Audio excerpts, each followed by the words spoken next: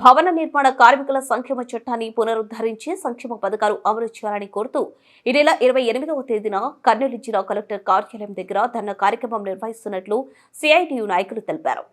ఈరోజు కల్లూరు మట్టి పని అడ్డాలో కార్మికులతో సమావేశం నిర్వహించారు. ఈ సందర్భంగా భవన నిర్మాణ కార్మిక సంఘం నగర అధ్యక్షుడు కె సుధాకరప్ప, ఉపాధ్యక్షులు జి యేసు మాట్లాడుతూ ఎన్నికల ముందు కూటమి ప్రభుత్వం భవన నిర్మాణ కార్మికుల సంక్షేమ చట్టాన్ని పునరుద్ధరించి సంక్షేమ పథకాలు అమలు చేస్తామని వాగ్దానం చేశారని గుర్తు చేశారు. ఎన్నికలో భవన నిర్మాణ కార్మికులు ఓట్లు వేయించుకొని గద్దెనెక్కి 8 నెలలు కావస్తున్నా ఇంతవరకు భవన నిర్మాణ కార్మికుల సంక్షేమ చట్టం గురించి ప్రభుత్వం ఏమాత్రం పట్టించుకోవడం లేదని వారు విమర్శించారు.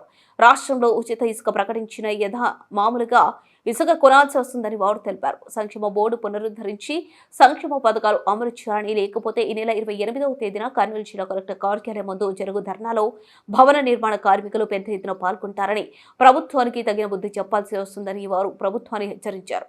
ఈ కార్యక్రమంలో S Chand, B K Ayyamma, Giddamma, Ranganna, Lakshmidevi, Maddaleti Ramanjanamma, Anjaneyulu తదితరులు హాజరయ్యారు.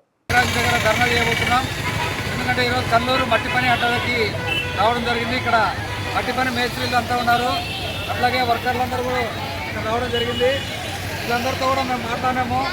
ఎందుకంటే సంక్షేమ బోర్డు ఇంతకుముందు మనకు ఉండింది.